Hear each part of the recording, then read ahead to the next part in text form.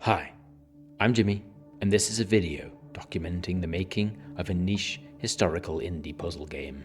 If you enjoy watching the creation of a video game about obscure historical references wrapped in puzzles and mystery, then perhaps this is the place for you. The previous video entry in this series showed the basic light mapping setup in our game, and now, after a short respite from the battle of the lighting bugs, I have returned afresh and ready to continue the violent bludgeoning. Perhaps one of the largest issues unaddressed are the seams.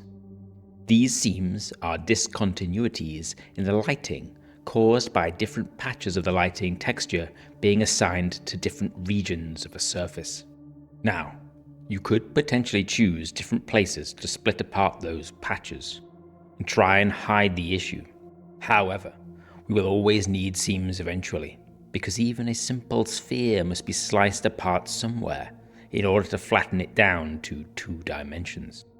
So, let's filch a little phrasing from the film world and fix it in post. Using some questionable code logic, we can detect connecting edges of our lighting islands, gather all the nearby pixels to said edges, and attempt to rectify with some gentle digital sanding. Over several iterations, we average the colors of those paired up edge pixels and massage away those pesky seams. This is looking significantly better, but unfortunately, for the eagle-eyed among you, this has not entirely removed them. I fear there may be some further subtle maths bugs or other programmatic misincantations preventing complete seamless spotlessness. But for now, it's likely good enough for a galloping gamer. The next feisty firefly on the bug bounty is noise. Not auditory noise, of course, but instead visual noise. This is mainly caused by our random firing of rays, and given enough time and averaging of billions of rays, would likely fade away into imperceptibly small differences. Statistical foibles, you might say. However, I'm incredibly impatient and unwilling to wait 10 hours for a single light map to slowly converge into an acceptable form. So let's waddle into the murky underbelly of denoising and snuffle some time-saving truffles. After some inspirational bedtime reading of a non-local algorithm for image denoising, we can perform the following. Walk over each pixel of our light map. Search many small areas around that pixel for similar-looking regions.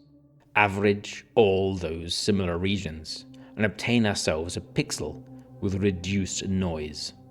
We can then run this denoising just before the seam fix-up at the end of our bake, and Bob is your uncle, silky smooth irradiance in a fraction of the time. Previously, we talked about firing rays randomly until they hit the sky to provide our scene's luminance. However, there are various alternative illuminating sources, such as this chap's incandescent bulb, that we wish to account for in our simulation.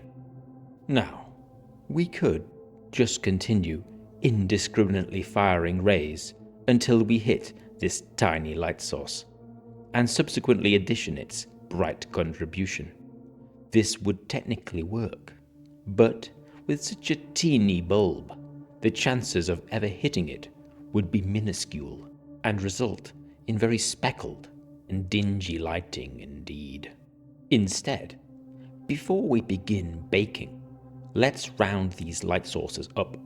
Then, alongside firing random rays, we can also fire rays directly at those light sources, and provided there are no impeding obstructions, summate these individual light contributions accordingly.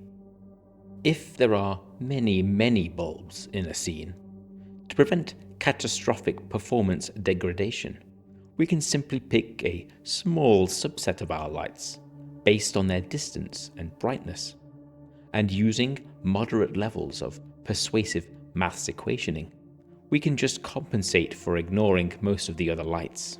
Waffle aside, we are now free to adorn our scenes with a multitude of sensational sconces and dazzling candelabra. As many of you know, I can't usually muster a day without exclaiming, "Oh my! Look at that interesting specular reflection over there." So, before even beginning this illuminating journey, I knew I must somehow find a way to account for such a fascinating concept. As we are all well aware, specular reflections are just photons reflecting perfectly off a surface and entering your eye. But how might one bake such a concept? Let's imagine each pixel on our light map is actually a small hemispherical view of the world from that location. Instead of storing a single color on that pixel, we instead store the light from various directions on the hemisphere.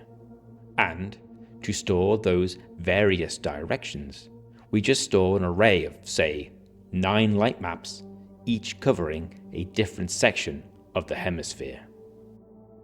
Then, when we come to read from our light map, we can take the direction from our player's eye to the hemisphere's location, reflect it about the hemisphere's normal, and treat the value from our light map as specularly reflected light.